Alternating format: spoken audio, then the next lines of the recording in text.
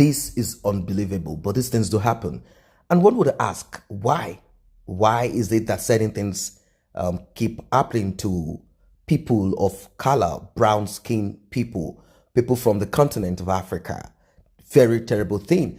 I think it's as a result of this institutionalized racism and also the conditioning of the minds of people of brown skin color, brown skin, black, or whatever name you want to give to them.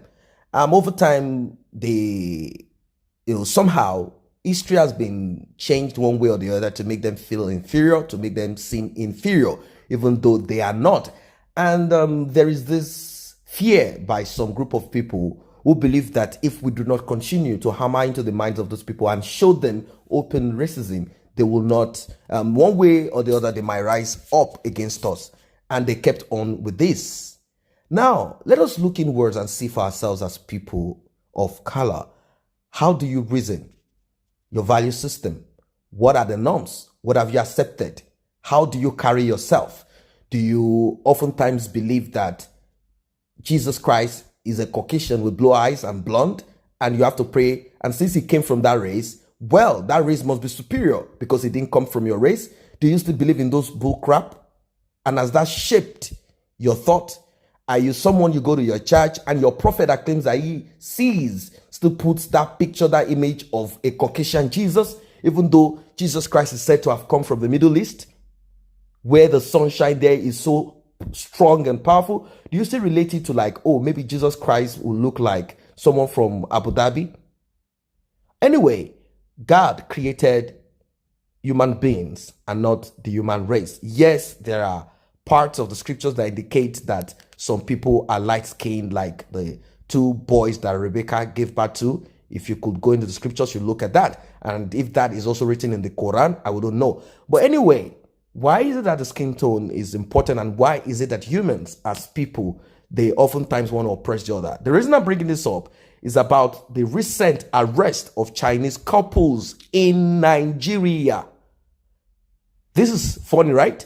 We've seen videos of people dragging themselves to the Mediterranean Sea, trying to cross over to Europe. They are trying to cross through the desert and they land in Libya. You see what happened to them? They were being sold, enslaved, and some fools among them still want to go. Why? Because they have lost, intentionally, they have decided within themselves as a person. Some of them, life is not even as tough for them in wherever they are.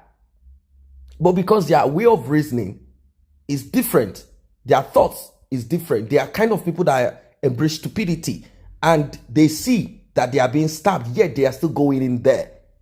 What is going on with people? Now, this Chinese couple who locked up 8 Nigerians, they live in Nigeria, and they have been arrested and paraded by the Nigerian police. This happened yesterday in Abuja. They were arrested for locking up their staff since the onset of COVID-19 pandemic in Nigeria. That is sometimes early February. So February, March, April, June, and we are in the 1st of July. So these people locked them up and they've been working for them for free. Now, as reported by the International Center for Investigative Reporting, ICIR, a team of 6 police officers from the FCT, Divisional Police Command, swung into action following an information they received from a radio listener during the Brekete Family Program of the Radio Nigeria. The information was given by one of the victims who disclosed that they have been locked up in their place of work at number 117 Jabi area, Abuja. As at that yesterday, it was still unclear the kind of job these 8 Nigerians do in the Chinese national's house, except for one, Mr. Alex, who said he was their driver. However, it seems that all their works were domestic services. When asked, a woman among the rescued disclosed that they have been locked up in the mansion for over 4 months. Over 4 months. Even when I was seriously sick, they did not allow me to go out for medication, she said. She also added that a certain percentage amount of your salary will be deducted if you were caught outside. Another young man who spoke up was identified himself as Alex. Alex said he is a driver while the rest are all domestic servants. Added that they have been working for them since the outbreak of COVID-19 in Nigeria since February. Another man who looked older than the rest and pleaded to be anonymous said that the 3,000 naira that 30,000 naira was deducted from his account for moving out to fill his pension form against their instruction. All the staff, however, agreed that they were not being fed. They said they were not being fed by the Chinese couple since the lockdown, that they all fed from their salaries. ICIR confirmed that only 2 Chinese were arrested out of 4 that were seen in that house. Now, during the arrest, the Chinese were reluctant to follow the police as they kept calling a number, but it seems the person they called instructed them to follow the policemen as they later gave up and followed the police men. Now, would that have happened in China? Police comes to you and you refuse and you are calling a number. They would be very aggressive on you. That is the difference. They don't care about you. They'll be aggressive on you. They will go all the way to make sure they hurt you. But here, they are not. We've seen pictures of Chinese contractors and a police officer holding an umbrella over the head of the Chinese officer while he makes call. There are a lot of things that needs to be done away with. I'm talking about religion now. What does your pastor tell you? How does your pastor express the divinity? Does he make it in relation to a Caucasian? A lot of things are wrong. A lot of things are wrong. And don't expect that God comes down to tell you as you're listening to it. So these things have shaped the way people think. When you see other people and they try to act like they're superior, you will never outgrow this. You will never rise. You always remain that way because you will only want to be someone to feed from that source. Now, if you could remember, February, similar case was handled as some Nigerian youth protested against a Chinese company, Gospel Ceramics. I brought you guys a story in Ogun State, Guangdong Free Trade Zone. It's after they were locked up for 14 days inside a company without proper feeding, accommodation, and they were later released to go out without their salaries. Now, as you can see, these are as you've been seeing, that's a picture of this Chinese couple's family in Nigeria, and yet they are able to muscle on them. How were they able to do this? I think one thing, a lot of things are wrong. The government is also part of the problems that are happening. Why? When you have not upgraded your citizens, when you have not empowered them, when you have not been given them, that's why the country needs to break. We are talking about a break, not because these governors that are from your own state that speak your language are not corrupt, not because they are not part of the problem, not because they are not evil, but the problem will be decimated, will be broken into pieces, which is the first step, not the solution. And then things will work differently. Now with this, who is going to own up to this? Is it the police officers? Of course, no. Who else is going to come up and say, look, is it the government that is going to say, you look, this is how the structure is, and system and structure is supposed to be put in place. If you're not working, this is what you earn. If you are working, this is what's going to happen. When people have a sense of belonging, a sense of inclusion, a sense of ownership, it will be different. This will not happen. The laws will be obeyed. But these dudes know that, well, what the hell? These guys, they need a job. Of course, everybody needs a job here and there. In America, people will do everything to keep their jobs.